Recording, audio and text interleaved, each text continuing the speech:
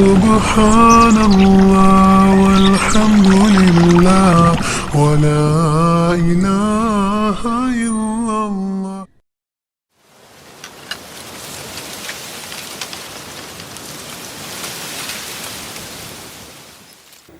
باب فضل الجماعة ووجوبها. عن عبد الله بن عمر رضي الله عنهما أن رسول الله صلى الله عليه وسلم قال: صلاة الجماعة أفضل من صلاة الفذ ب27 درجة. عن أبي هريرة رضي الله عنه قال: قال رسول الله صلى الله عليه وسلم: صلاة الرجل في جماعة تضاعف على صلاته في بيته وفي سوقه 25 ضعفا، وذلك أنه إذا توضأ فأحسن الوضوء ثم خرج إلى المسجد لا يخرجه إلا صلاته لم يخطو خطوة إلا رفعت له بها درجة وحط عنه بها خطيئة، فإذا صلى لم تزل الملائكة تصلي عليه ما دام في مصلاه: اللهم صل عليه، اللهم اغفر له، اللهم ارحمه، ولا يزال في صلاة من انتظر الصلاة. عن عبد الله بن عمر قال: صليت مع رسول الله صلى الله عليه وسلم. عن عبد الله بن عمر رضي الله عنهما قال: صليت مع رسول الله صلى الله عليه وسلم ركعتين قبل الظهر وركعتين بعد الظهر وركعتين بعد الجمعة وركعتين بعد المغرب وركعتين بعد العشاء، وفي لفظ: فأما المغرب والعشاء والجمعة فبفيده. أحسنت. باب الأذان. عن أنس بن مالك رضي الله عنه قال: أمر بلال أن يشفع الأذان ويؤتر الإقامة. عن أبي جحيفة وهب بن عبد الله السوائي رضي الله عنه قال: كنت أتيت النبي صلى الله عليه وسلم في قبة له حمراء من أدم. قال: فخرج بلال بوضوء فمن ناضح ونائل. قال: فخرج النبي صلى الله عليه وسلم عليه حلة حمراء كأني أنظر إلى بياض ساقيه. قال: فتوضأ وأذن بلال. قال: فجعلت أتتبع فاه هاهنا وهاهنا يقول يمينا وشمالا يقول: حي على الصلاة، حي على الفلاح. ثم ركزت له عنزة فتقدم فصلى الظهر ركعتين ثم صلى العصر ركعتين ثم يصلي ركعتين حتى يرجع إلى المدينة. ثم لم يزل يصلي ركعتين حتى رجع إلى المدينة. أحسنت. عن عبد الله باب استقبال القبلة. عن عبد الله بن عمر رضي الله عنهما أن رسول الله صلى الله عليه وسلم كان يسبح على ظهر راحلته حيث كان وجهه يومئ برأسه، وكان ابن عمر يفعله. وفي رواية: كان يدر على بعيره. ولمسلم: غير أنه لا يصلي عليها المكتوبة. وللبخاري: إلا الفرائض.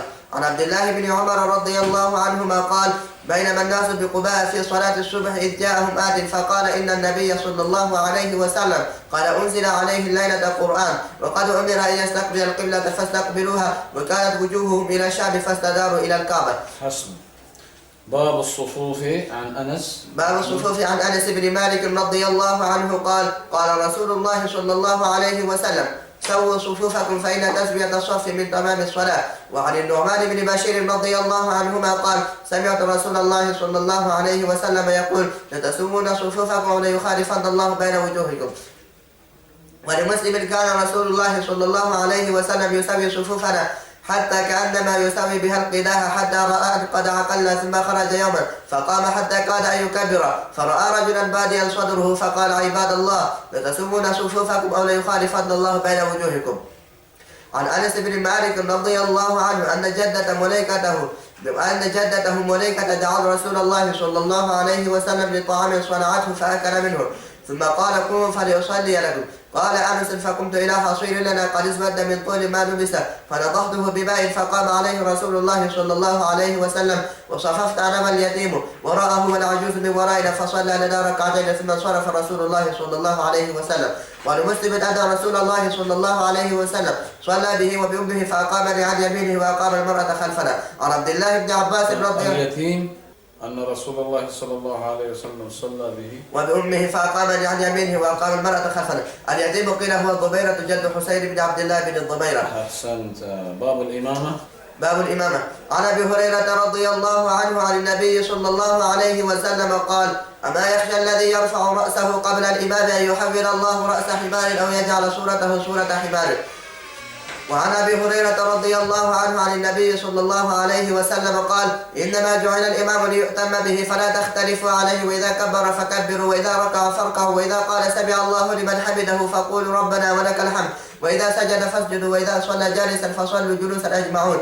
عن عائشة رضي الله عنها قالت صلى رسول الله صلى الله عليه وسلم في بيته وهو شاكر فصلى جالسا وصلى وراءه قوم قياما فأشار إليهم أن يجلسوا. عن أبي مسعود الأنصاري عن أبي مسعود الأنصاري رضي الله عنه قال جاء رجل إلى رسول الله صلى الله عليه وسلم فقال إني لا أتأخر عن صلاة الصبح من أجل فلان فما رأيت النبي صلى الله عليه وسلم غضب في موعظة قط أشد مما غضب يومئذ فقال يا أيها الناس إن منكم منفرين فأيكم أما الناس فليوجد فإن من ورائه الكبير والصغير وذا الحاجة. أحسنت بارك الله فيك والدرس يستمر بإذن الله.